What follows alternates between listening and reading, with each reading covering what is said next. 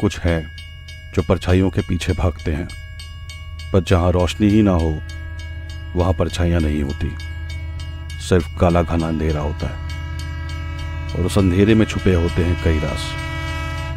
कई बार इन्हीं अंधेरों में भटकते भटकते हमारा सामना कुछ ऐसी कहानियों से हो जाता है जो हमारे कल्पना के परे होती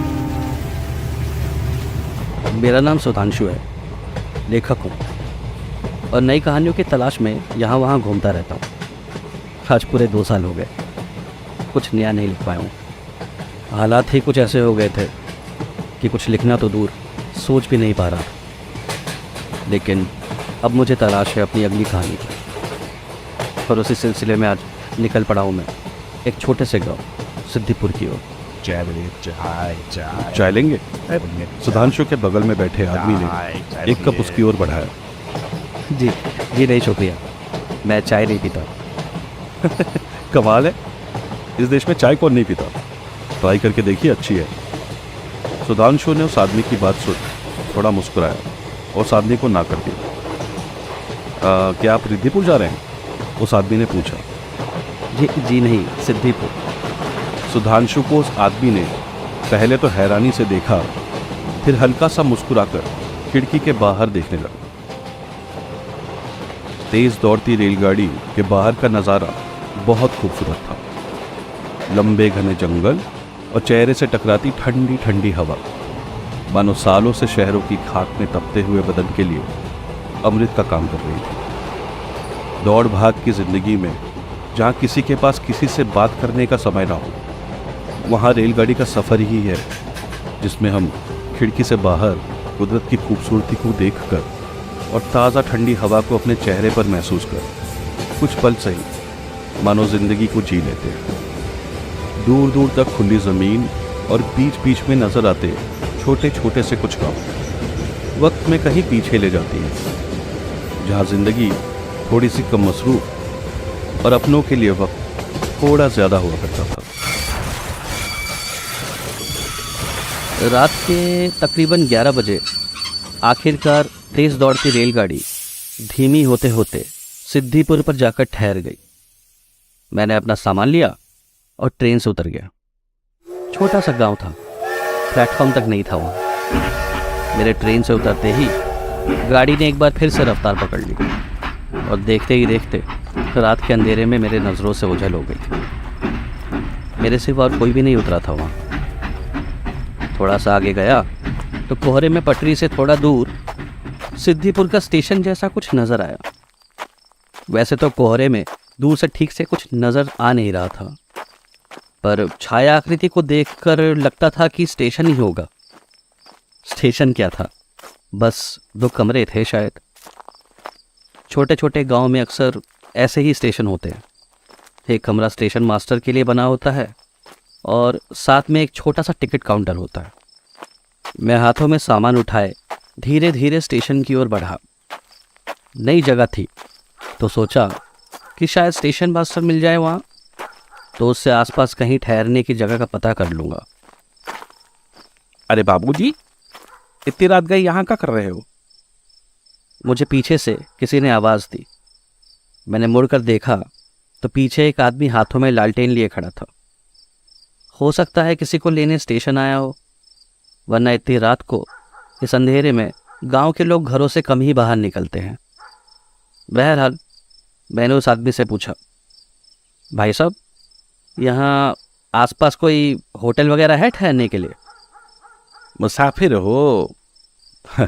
होटल तो नहीं है, पर कुछ किलोमीटर दूर डाक बंगला है, आप वहाँ पता कर सकते हो। पर इतनी रात गए कोई सवारी मिलना मुश्किल है। आप मुझे रास्ता बता दीजिए, मैं पैदल ही निकल जाऊंगा। अब इतनी रात गए यहाँ वीराने में करूँगा भी क्या? वो कच्चा रास्ता देख रहे हो, उसी रास्ते पर सीधा निकल जाओ। थोड़ी दूर एक बरगद का पेड़ आएगा, वहाँ से दाएं मुड़ जाना। कुछ 2-4 किलोमीटर और चलोगे तो पहुँच जाओगे। जी बहुत बहुत शुक्रिया। मैंने मुस्कुराया और उस कच्चे रास्ते की तरफ चल पड़ा।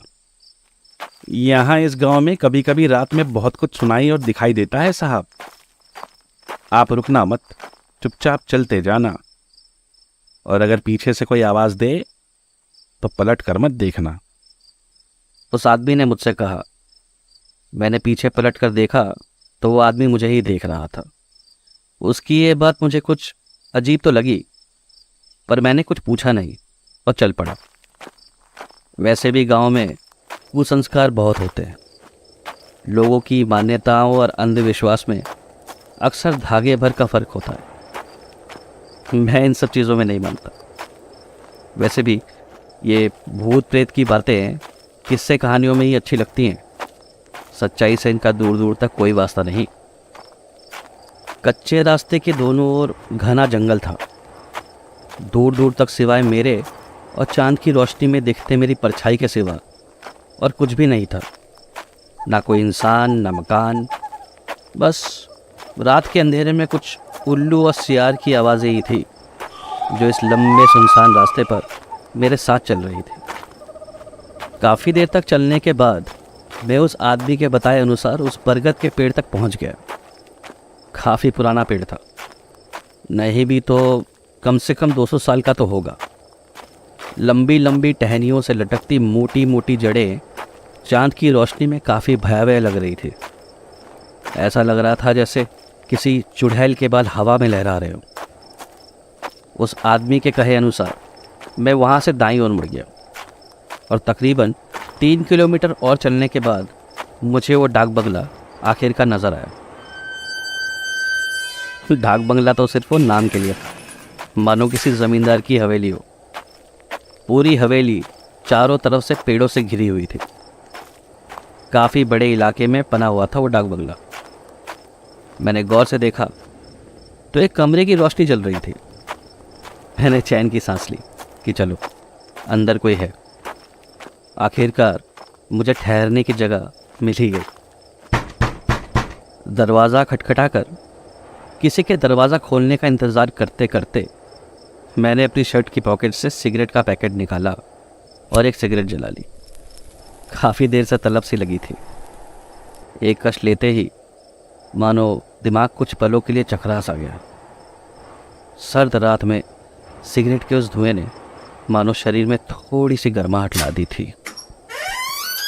जी, सामने वाला दरवाज़ा खुला तो मैंने देखा धोती कुर्ता पहने हुए एक आदमी सामने खड़ा था। शायद डाक बंगले का केयरटेकर था। जी नमस्ते, मैं अभी अभी यहाँ पहुँचा हूँ।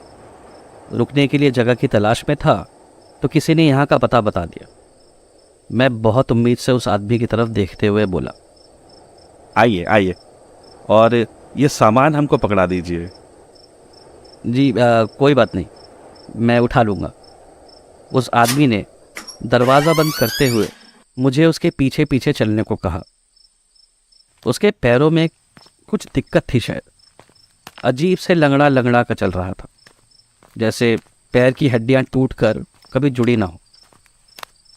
अंदर से डाक बंगला बहुत ही शानदार था। कोनों में लोगों के बैठने के लिए लकड़ी के सोफे और कुर्सियां लगी थी।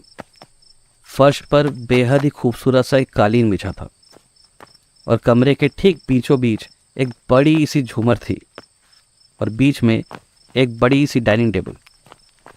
ऐसा आलीशान डाक बंगला मैंने पहले कभी तो नहीं देखा था।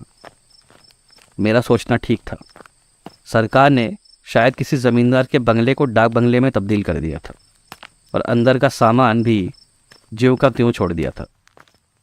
आप बुरा ना माने तो आपसे एक बात पूछूं? आपके पैरों को क्या हुआ? ये कई साल पहले एक हादसे में पैरों की हड्डियां ऐसी टूटी कि आज तक भी एक कदम रखते हैं तो रह रहकर दर्द उठता है। होते हैं कुछ जख्म जो वक्त के साथ भी नहीं बढ़ते। ये डाक बंगला तो बहुत खूबसूरत है। ये पहले यहाँ के जमींदार ठाकुर अर्जुन सिंह का हुआ करता था। बाद में सरकार ने उनसे ये खरीद लिया और इसे डाक बंगले में तब्दील कर दिया। कितना पुराना होगा ये? मुझे ठीक से तो मालूम नहीं, लेकिन गांव वाले कहते हैं कि इसे 16वीं सदी में जमींदार के पूर्वजों ने बनाया था। अच्छा जी, आओ मैं आपको आपका कमरा दिखाता हूँ। वो आदमी मुझे सीढ़ियों से ऊपर बने एक कमरे की ओर ले गया। ऊंची छत, मोटी मोटी दीवारें, बड़ी बड़ी खिड़कियां और एक बड़ी सी लकड़ी की अलमारी।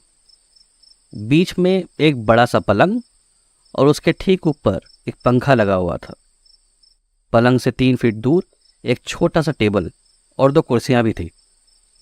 काफ़ी बड़ा सा कमरा था। सही पूछो तो शहर के मेरे फ्लैट के बराबर था यह कमरा। साहब, मैं गर्म पानी कर दूं? आप नहाएंगे? उस आदमी ने मेरा सामान कमरे के कोने में रखा। नहीं, अब सुबह ही नहाऊंगा। वैसे भी रात के 1:30 बज चुके हैं और ठंड भी बहुत है। ठीक है, आप कपड़े वगैरह बदल कर नीचे आ जाइए। मैं आपके लिए खाना लगाता हूँ। गेस्ट बुक में एंट्री आप कल सुबह कर देना। वो आदमी ये बोलकर दरवाज़ा बंद करके कमरे से बाहर निकल गया। मैंने भी सोचा कि फटाफट से कपड़े बदल लेता हूँ। वैसे भी भूख और थकान से पूरा शरीर टूट रहा था। तो मैंने कपड़े बदले और नीचे के कमरे में बने खाने की मेज़ पर जाकर बैठ गया। थोड़ी ही देर में केयरटेकर हाथों में बड़ा सा ट्रे लेकर आ गया। उसमें से एक डिनर प्लेट, कटोरी और चम्मच मेरे सामने सजा दी। खाने की खुशबू से पेट में चूहे नाचने लगे थे। उसने खाना ट्रे में से निकालकर मेज़ पर मेरे सामने रख दिया। अरहर की दाल, सब्जी, चावल और रोटी। मेरे से तो रहा नहीं गया और मैंने फटाफट खाना शुरू कर दिया। वाह, खाना तो बहुत ही ज़बरदस्त बना है। मैंने दाल में डूबी अपनी उंगली को चाटते हुए बोला। आप खाइए, मैं अंदर सामने वाले कमरे में हूँ। अगर किसी चीज़ की ज़रूरत हो तो आवाज़ लगा दीजिएगा। जी ठीक है। खाना वाकई में इतना अच्छा था कि मैं कुछ ही मिनटों में सारा का सारा खाना चट कर गया और फिर अपने कमरे में सोने के लिए चला गया। सुबह सुबह मुर्गे की बांग से नींद खुली। इतनी थकान थी कि रात को शायद बिस्तर पर लेटते ही सो गया था मैं, और नींद भी बहुत अच्छी आई थी रात को। मैं बिस्तर से उठा और खिड़की का पर्दा हटाया तो बाहर हल्की हल्की सी धुंध अभी भी थी और सूरज बस निकल ही रहा था। गांव में सुबह सुबह उठने का मज़ा ही कुछ और है। साफ हवा, शांति और अनछुई प्रकृति को देख और महसूस कर मन को वाकई सुकून पहुंचता है। मैंने किवाड़ खोला तो डाक बंगले का केयरटेकर हाथों में चाय का ट्रे लिए खड़ा था। सुप्रभात साहब, रात में कोई परेशानी तो नहीं हुई? उसने चाय का ट्रे कमरे में रखे मेज़ पर रखा और प्याली में चाय डालने लगा। नहीं, बल्कि शायद इतनी अच्छी नींद ज़िंदगी में पहली बार आई है। मैंने उसके हाथों से प्याली ली और एक चाय का घूंट पिया। सुबह की पहली चाय पूरे बदन में तर्राहट ला देती है। आप सोच रहे होंगे कि ट्रेन में तो मैंने कहा था कि मैं चाय नहीं पीता। वो क्या है ना, बचपन में जब से माँ ने सिखाया था कि ट्रेन में कोई अनजान आदमी कुछ खाने पीने को दे तो मत लेना। बस तभी से मैं जब भी ट्रेन में सफ़र करता हूँ किसी का दिया हुआ कुछ खाता पीता नहीं। वैसे चाय मुझे बहुत पसंद है। बढ़िया। वैसे कल मैं आपसे आपका नाम पूछना भूल गया था। मैंने एक घूंट और पीते हुए कहा। मेरा नाम सुखी है साहब। केयरटेकर अपने गमछे से मेज़ पर पड़ी चाय की कुछ बूंदें साफ कर रहा था। अच्छा सुखी, यहाँ से गांव की ओर जाना हो तो कैसे जाएंगे? रिद्धिपुर यही पास में है साहब, बस यही कुछ 1-8 किलोमीटर होगा। अरे नहीं, मैं सिद्धिपुर के बारे में पूछ रहा हूँ। सिद्धिपुर? पर आपको वहाँ क्यों जाना है? केयरटेकर के चेहरे पर जिज्ञासा का एक अजीब सा भाव था। अरे तो उसमें क्या है, मैं वहीं से तो आ रहा हूँ। वहीं से आ रहे हैं मतलब? हाँ, कल रात यहीं सिद्धिपुर स्टेशन पर उतरा और वहीं एक आदमी ने तो मुझे यहाँ का पता बताया था। ये कैसे हो सकता है साहब? सिद्दीपुर में तो कोई स्टेशन ही नहीं है।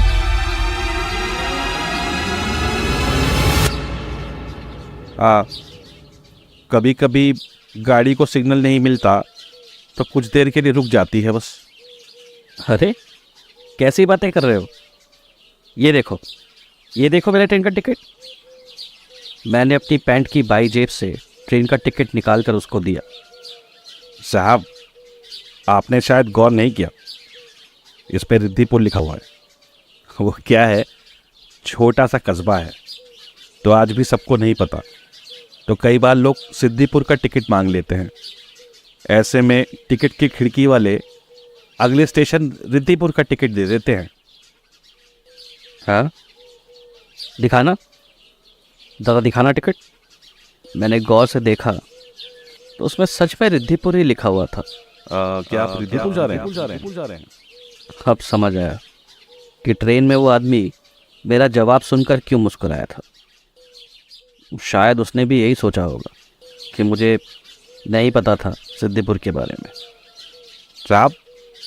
साहब, सुखी ने जब मेरे बाजू पर हाथ रखते हुए मुझे आवाज़ दी, तब जाके मैं अपने ख्यालों से बाहर आया। सुखी, मैं वहाँ जाकर दोबारा उस स्टेशन को अपनी आंखों से देखना चाहता हूँ, क्योंकि वहाँ स्टेशन था और वो आदमी जिसने मुझे यहाँ का रास्ता दिखाया था, उसका क्या? साहब, मेरी मानो तो वहाँ मत जाओ, वो जगह ठीक नहीं है। ना तो वहाँ कोई स्टेशन है और ना ही उस गांव में अब कोई रहता है। सालों से वो गांव वीरान पड़ा है। शिव जी की कृपा है साहब कि आप सही सलामत यहाँ पहुँच गए। कई किस्से कहानियाँ हैं उस गांव के बारे में साहब। कोई कहता है कि वहाँ शाकिनी का साया है, तो कोई कहता है कि वहाँ प्रेतों का वास है, और कोई तो कहता है कि ये सब वहाँ रहने वाले अघोरी के कारण हुआ था। पर सच तो ये है साहब कि आज से तकरीबन 150 साल पहले वहाँ पर हर पूर्णिमा की रात किसी ना किसी की मौत हो जाती थी, और एक दिन एकाएक पूरे का पूरा गांव खाली हो गया। अब तो अंधेरा होने के बाद वहाँ के आसपास से भी कोई नहीं फटकता। यहाँ तक कि दिन में भी कोई उस ओर नहीं जाता। कहते हैं कि वहाँ पर बहुत कुछ अजीबोगरीब होता है साहब। आपसे विनती है, वहाँ मत जाना साहब, वहाँ मत जाना। सुखी ने हाथ जोड़ते हुए मुझसे कहा, पर तुम जो कह रहे हो ये तो सब अंधविश्वास की बातें हैं सुखी। मैं इन बातों में विश्वास नहीं करता। फिर वो ट्रेन का टिकट साहब, उसको तो मानोगे ना आप? सुखी की उस बात में दम था, उसको कैसे झुठलाता। लेकिन जिस चीज़ को अपनी आँखों से ना देखा हो उस पर यकीन कैसे कर लूँ?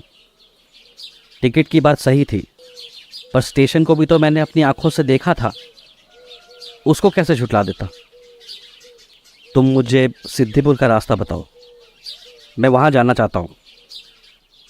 हाँ, अंधेरा होने से पहले लौट आऊँगा। मैंने चाय का खाली कप मेज़ पर रखा। ठीक है साहब, आपको जाना है तो आप जाओ, लेकिन अंधेरा होने से पहले लौट आना। कल आप जिस रास्ते से आए थे ना, उसी रास्ते से जाना। मेन गेट से निकलते ही बाईं तरफ एक कच्चा रास्ता गुजरता है, आपको नज़र आ जाएगा। बस उसी पर 2 कोस चलोगे तो सिद्दीपुर पहुंच जाओगे। पर साहब, वहाँ गांव के बाहर एक शमशान है, वहाँ गलती से भी मत जाना। कहते हैं वहाँ हवा में आज भी जलती हुई लाशों की महक और गर्माहट को महसूस किया जा सकता है। डाक बंगले से निकलकर मैं सुखी के बताए हुए रास्ते पर चलने लगा। ठंड काफ़ी थी, कोई सवारी मिल जाती तो अच्छा रहता।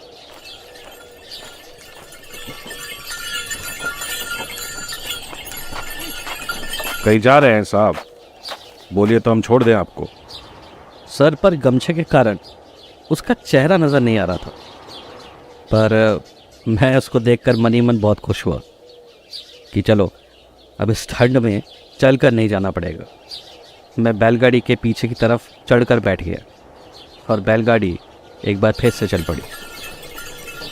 पर बैठते ही एहसास हुआ कि हल्की हल्की अजीब सी बदबू आ रही थी उस बैलगाड़ी में, कुछ मरकर सड़ गया हो जैसे। ये बदबू कैसी है? मैंने अपनी जेब से रुमाल निकालकर अपनी नाक पर रखा। मुर्दा गाड़ी है साहब, इसमें लावारिस मुर्दों को शमशान लेके जाता हूँ।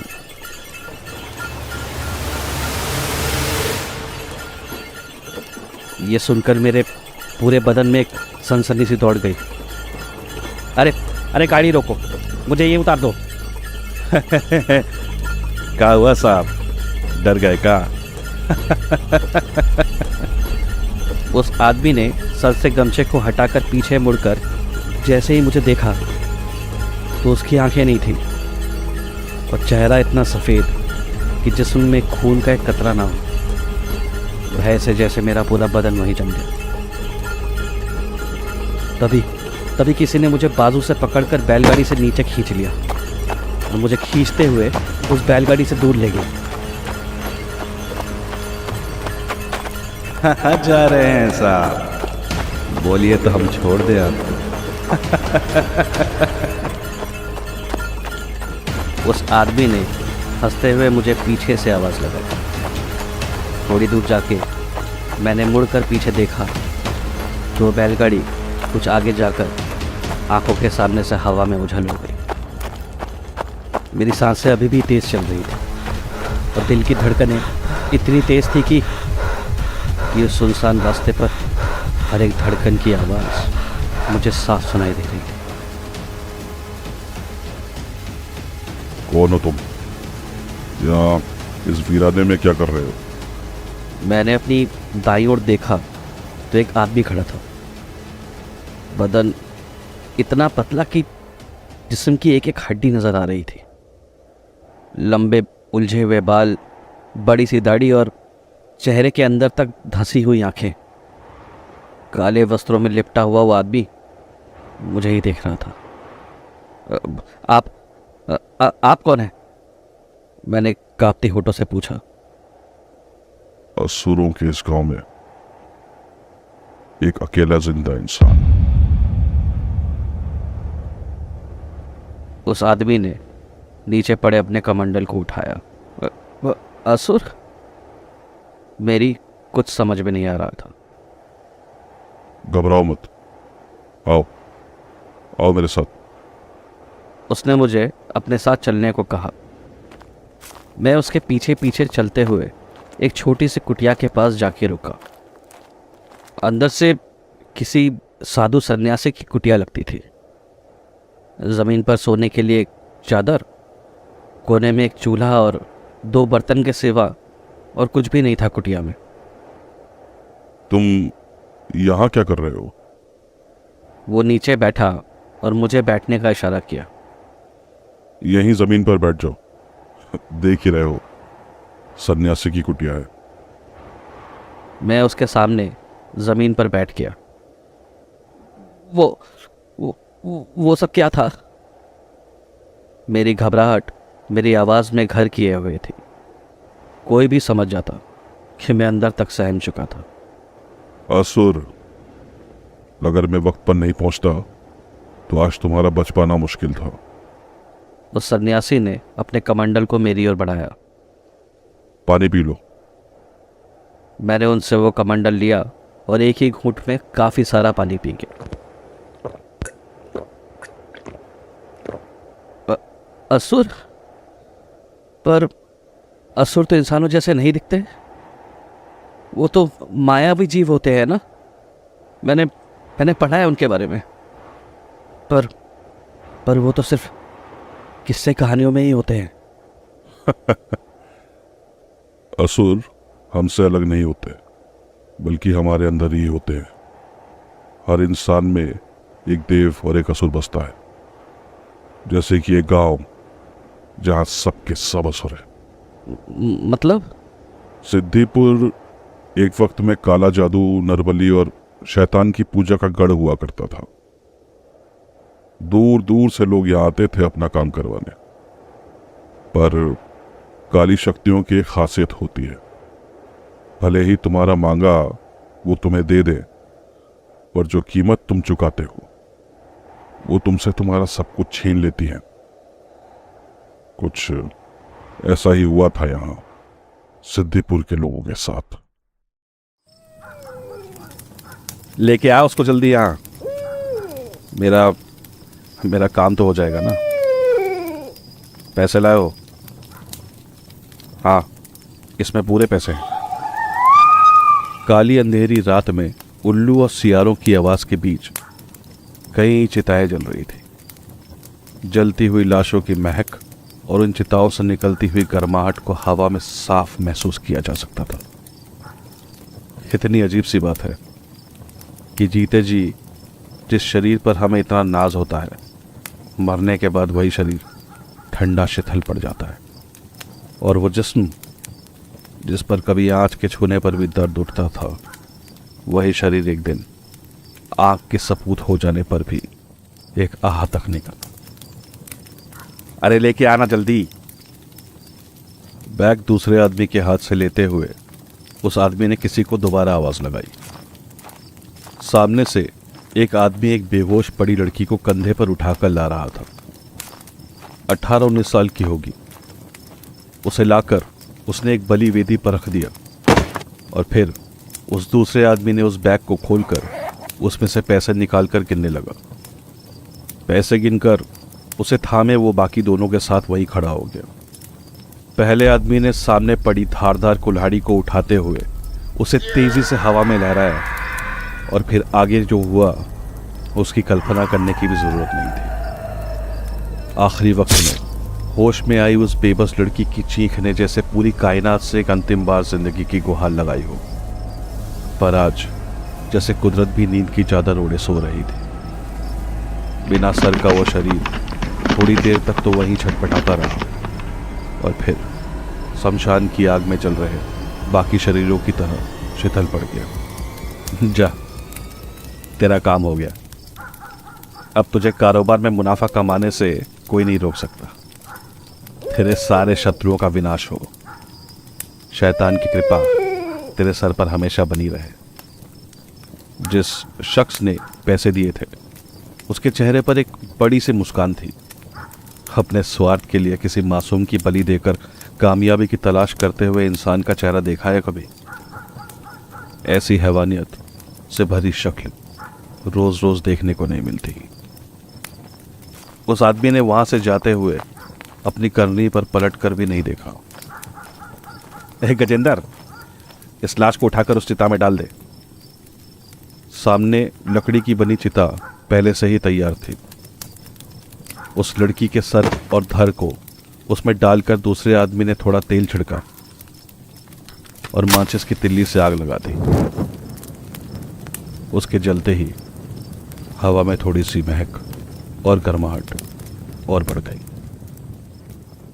अपने स्वार्थ को पूरा करने के लिए आदमी कैसे इंसान से हैवान बन जाता है, इसका जीता जागता उदाहरण है ये सिद्धिपुर।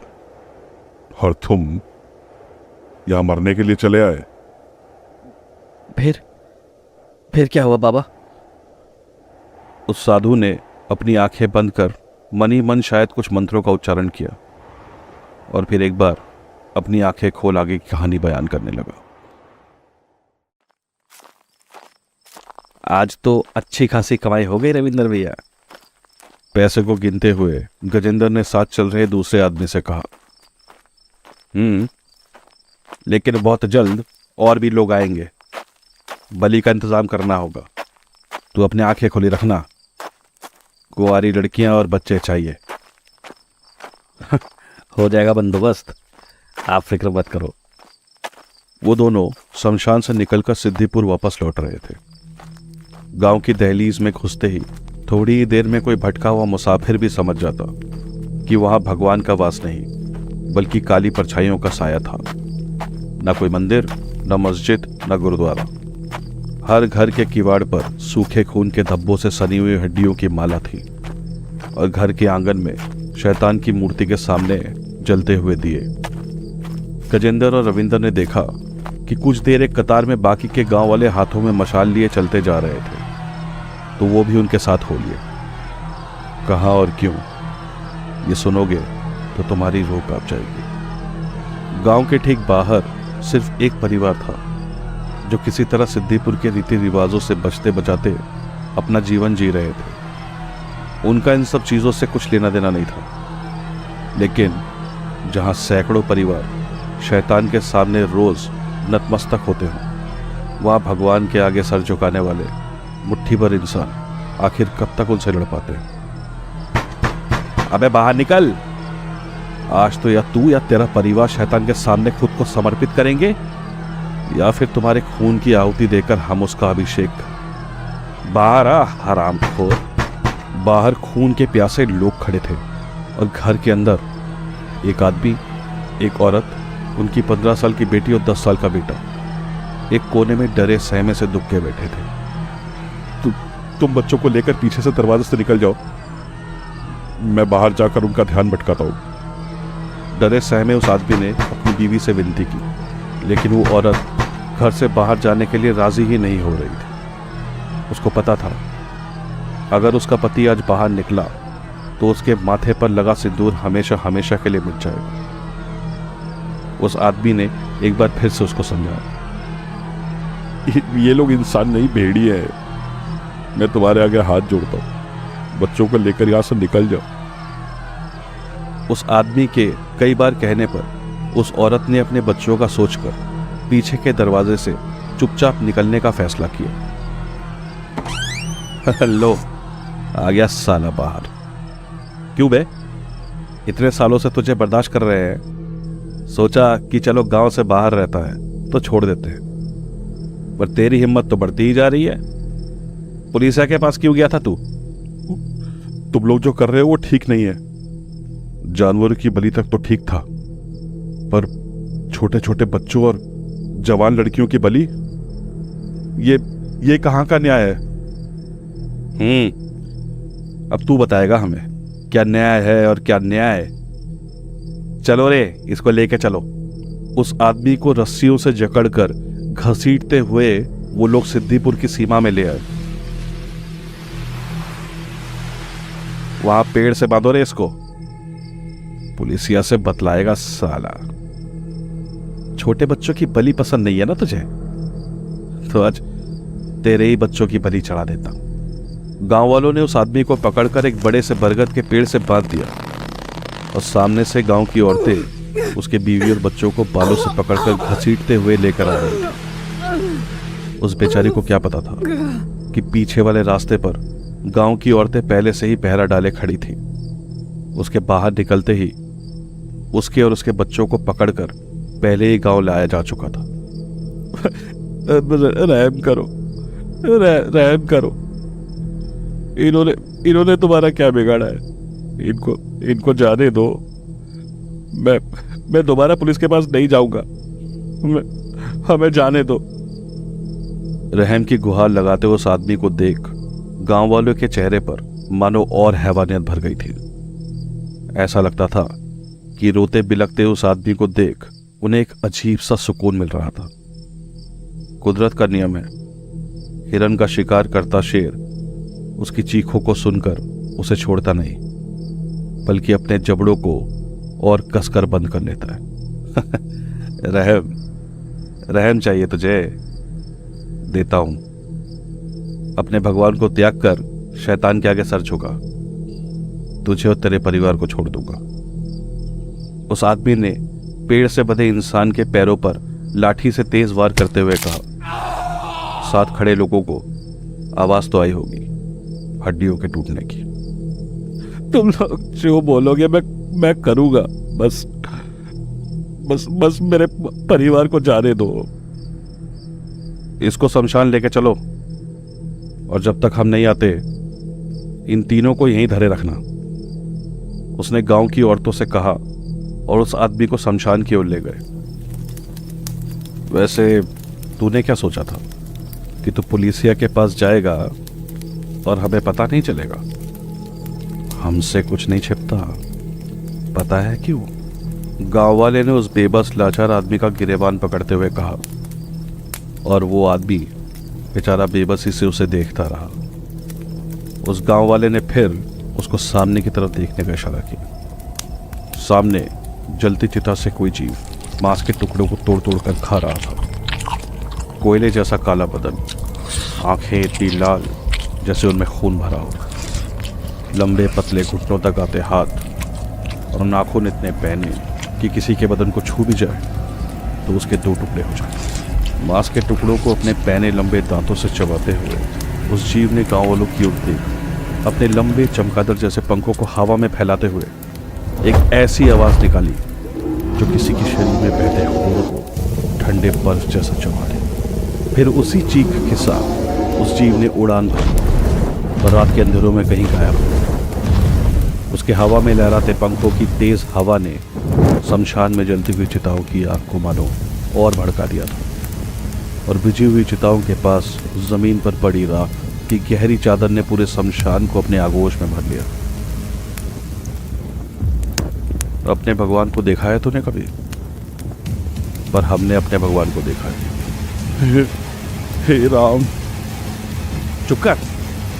शैतान के घर में आकर भगवान का नाम लेता है। मुंह बंद रख, नहीं तो इसी कुल्हाड़ी से अभी तेरा सर धड़ से लग कर दूंगा। ये ले, इस खून को अपने माथे पर लगा और शैतान की शरण में आ। नहीं नहीं, मैं ये नहीं करूंगा।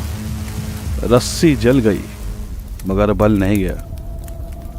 लगता है आज तो अपने परिवार को मरवा कर ही मानेगा। लेके आ रहे उनको। शायद उस गांव वाले को मालूम था कि भगवान का नाम जपने वाला वो आदमी इतनी आसानी से शैतान के आगे सर नहीं झुकाएगा। इसीलिए उसके परिवार को भी गांव की औरतें पीछे पीछे वहीं शमशान में ले आई थी। उस आदमी के सामने उसके पूरे परिवार को निर्वस्त्र कर उसकी आंखों के सामने खून से नहला दिया गया। रोते बिलखते उसकी बीवी और बच्चे अपने हाथों से अपने नंगे बदन को छुपाने की कोशिश कर रहे थे, और उन्हें देखकर ऐसा लग रहा था कि मानो इस अपमान के बाद अब उन्हें और जीने की इच्छा नहीं थी। अपने परिवार के साथ ऐसा होते देख उस आदमी का खून खौल उठा। इंसान नहीं, असुर हो तुम सबके सब, असुर। गांव वालों को मानो ये सुनकर उसकी बेबसी पर ठहाके लगाने में मजा आ रहा था। सच कह रहा था वो आदमी। कोई भी इंसान इतना निर्दयी कैसे हो सकता है? शायद वो सब के सब अपनी इंसानियत खोकर सच में असुर बन चुके थे।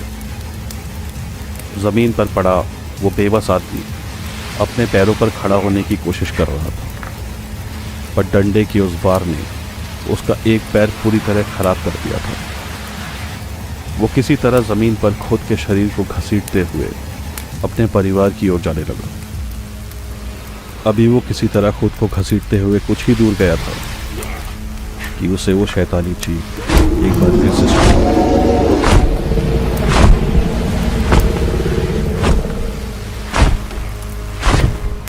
ऊपर आसमान में चांद को अपने लंबे पंखों से ढकता हुआ वो चीज हवा में लहरा रही है,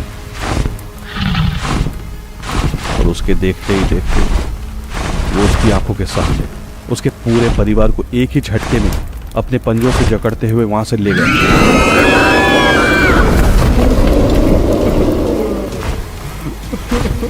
वहां पर सभी जमीन पर नतमस्तक थे, और उस भीड़ में सिर्फ एक ही इंसान था जो सिसक कर रोते हुए अब भी अपने भगवान को याद कर रहा था। और वो बेबस इंसान कर भी क्या सकता। अब कहाँ है तेरा भगवान? इसको उठाकर गांव की सीमा के बाहर फेंक दो। हुक्का पानी बंद कर दो इसका जिंदा रहना जरूरी है, ताकि बाकी सबके लिए इसकी कहानी एक मिसाल बन जाए, और हमारे खिलाफ आवाज उठाने से पहले लोग 100 बार सोचे। आप जो कह रहे हो वो अविश्वसनीय है। इंसान इतना निर्दयी कैसे हो सकता है? उस लाचार परिवार की आप बीते सुनकर मेरे भी आंखों में आंसू आ गए थे। उस बेचारे को गांव वालों ने उठाकर सिद्दीपुर की सीमा के बाहर फेंक दिया। भूखा प्यासा वो खुद को कई दिनों तक घसीटता रहा। फिर एक दिन उस वीरान पड़े डाक बंगले में उसकी लाश मिली।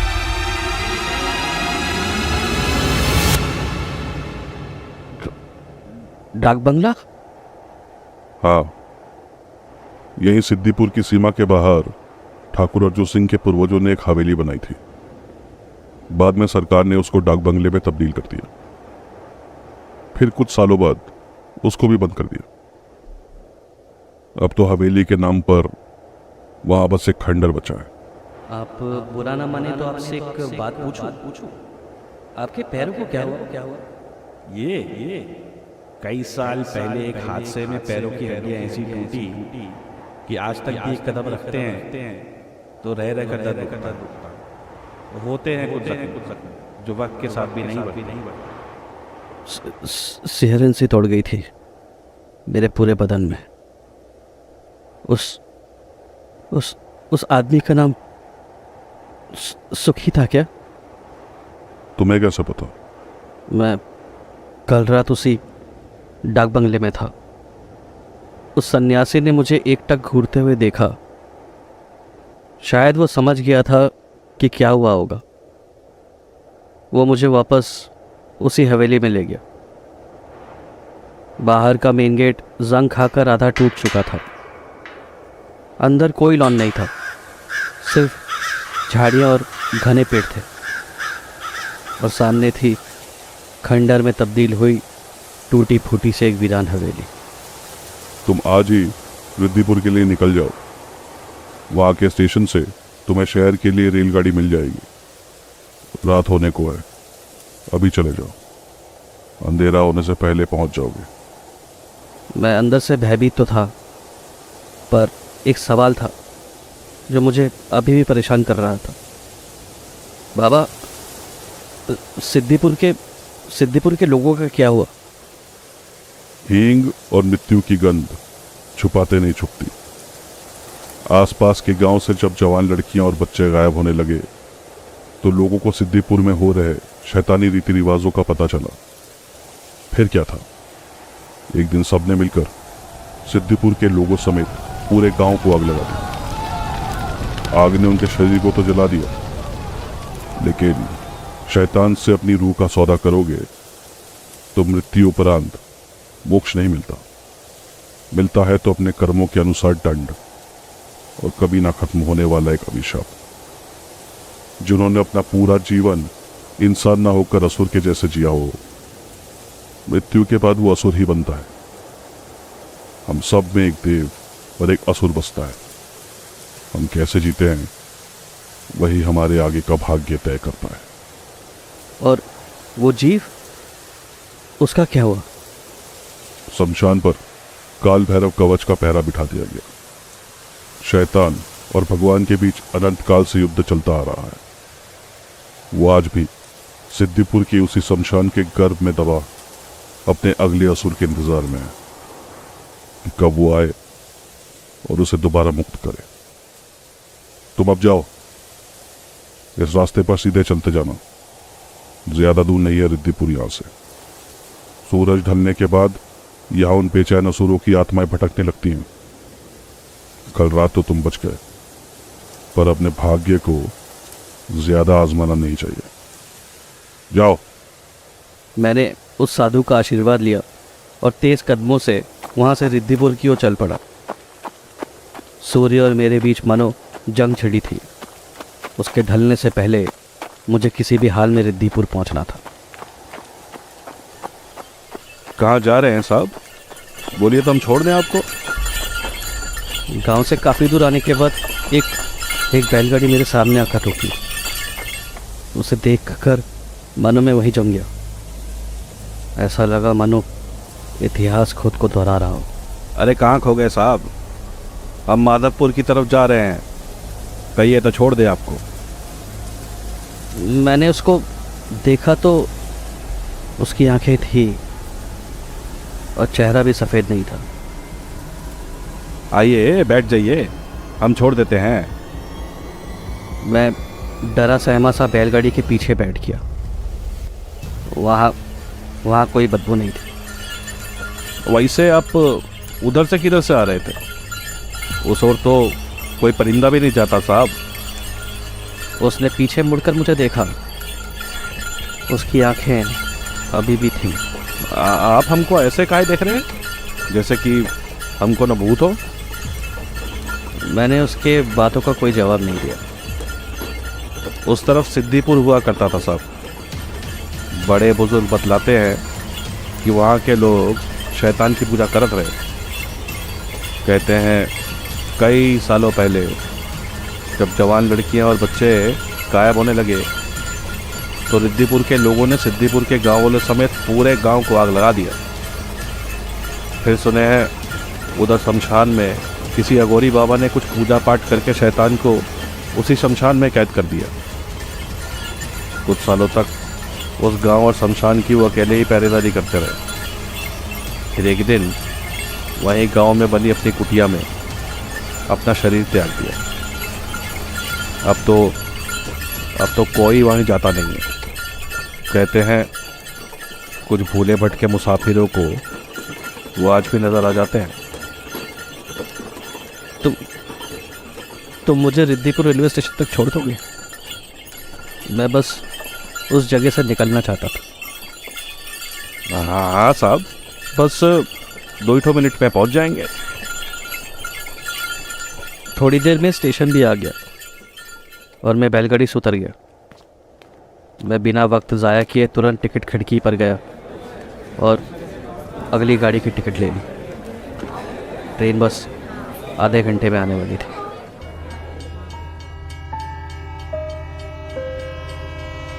ट्रेन की अपनी सीट पर बैठकर खिड़की से बाहर देखते हुए बस यही सोच रहा था। आया तो था अपनी अगली कहानी की तलाश में, लेकिन मुझे जो मिला वो मेरे कल्पना के भी परे था। बस एक सवाल मुझे ज़िंदगी भर परेशान करेगा कि जिन जिन लोगों से मैं मिलता हूँ, जिन्हें मैं जानता हूँ, यहाँ तक कि ट्रेन में बैठे हुए बाकी के मुसाफिर, इनमें से कहीं कोई असुर तो नहीं? अगर आप लोगों को ये कहानी पसंद आई हो तो प्लीज़ थोड़ा सा टाइम निकालकर मुझे YouTube पर जाकर सब्सक्राइब कर दीजिए। इससे मेरा चैनल ग्रो कर पाएगा और ये पॉडकास्ट भी ग्रो कर पाएगा, और मुझे इस पॉडकास्ट के लिए और नई नई कहानियाँ लिखने में और इसको ग्रो करने में ईजी हो जाएगा, क्योंकि अभी मेरा सब्सक्राइबर बेस बहुत ही कम है। इनफैक्ट है ही नहीं देखने गए तो। अगर आप में से 1% लोग भी सब्सक्राइब करते हैं तो मेरा 1000 सब्सक्राइबर बेस पूरा हो जाएगा। तो प्लीज़ मैं आप लोगों से रिक्वेस्ट करता हूँ, मुझे सपोर्ट कीजिए एज अ कंटेंट क्रिएटर, और प्लीज़ मुझे YouTube पर जाकर थोड़ा सा समय निकाल कर सपोर्ट कर दीजिए वहाँ पे सब्सक्राइब करके।